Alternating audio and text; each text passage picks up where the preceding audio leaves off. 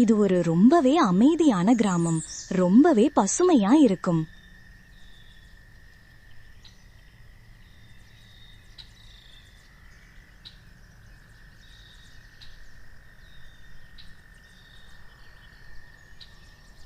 இந்த ஊர்ல தான் சுல்தான் அப்படின்னு ஒரு விவசாயி இருக்காரு.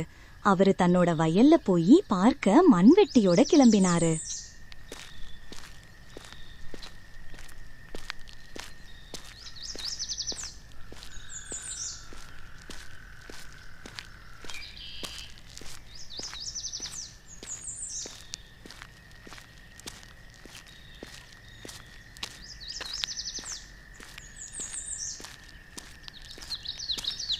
வயலுக்கு போனதும் சுத்தி முத்தி பார்த்தாரு.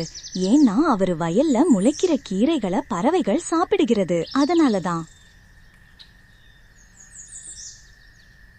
அவரு மண்வெட்டிய வச்சு அவரு வேலைய தொடங்கினாரு.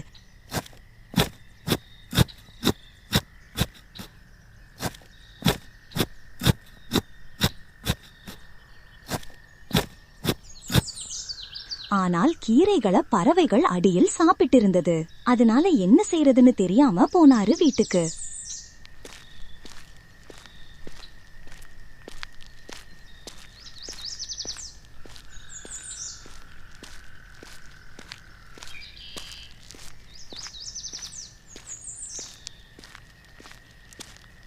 போற வழியில அவரு நண்பர் சின்னாவை பார்த்து பேசினாரு.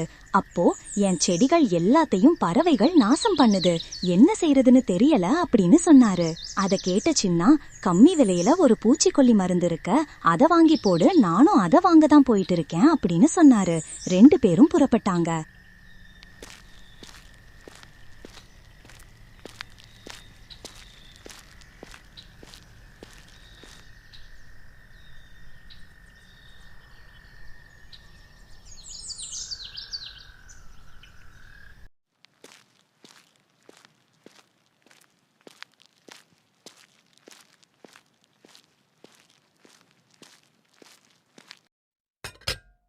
வீட்டுக்கு ரொம்பவே களைப்பா வந்து உட்கார்ந்திருந்தார் சுல்தான்.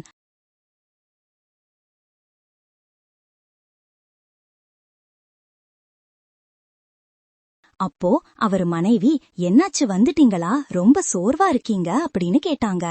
அப்போ சுல்தான், ஆமா, கீரைகள் எல்லாத்தையும் பறவைகள் சாப்பிடுது, அதனால எனக்கு என்ன செய்யறதுன்னு தெரியல அப்படின்னு சொன்னாரு. சின்னா பூச்சிக்கொல்லி மருந்து வாங்கி பயன்படுத்த சொல்றான் அப்படின்னு சொன்னாரு. அவங்க மனைவியும் சரி செஞ்சு பாருங்க அப்படின்னு சொன்னாங்க.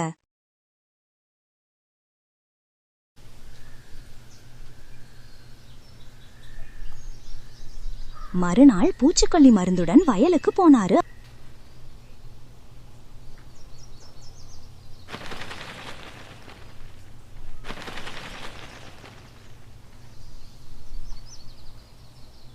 ஒரு பறவை வந்து, ஐயா, என்னுடைய குழந்தைகள் தான் இத சாப்பிட்டு இருக்காங்க, தயவு செய்து மன்னிச்சிருங்க.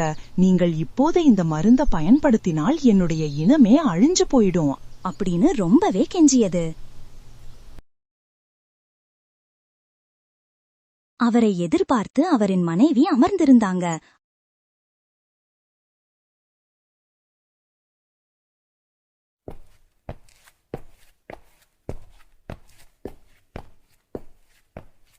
அவரு வந்ததும், என்னாச்சுங்க, மருந்து தெளிச்சிங்களா அப்படின்னு கேட்டதுக்கு, இல்ல, என் கண் முன்னாடி ஒரு பறவை வந்து, தயவு செஞ்சு இத பயன்படுத்தாதீங்க, நீங்க இப்படி செய்யறதுனால என் இனமே அழிஞ்சிடும்னு சொன்னுச்சு அப்படின்னு சொன்னாரு.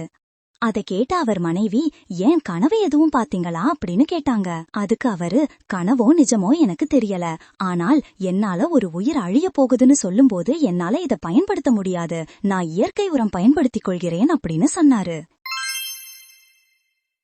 இயற்கை உரத்தை பயன்படுத்துவோம், பறவைகளை காப்பாற்றுவோம்.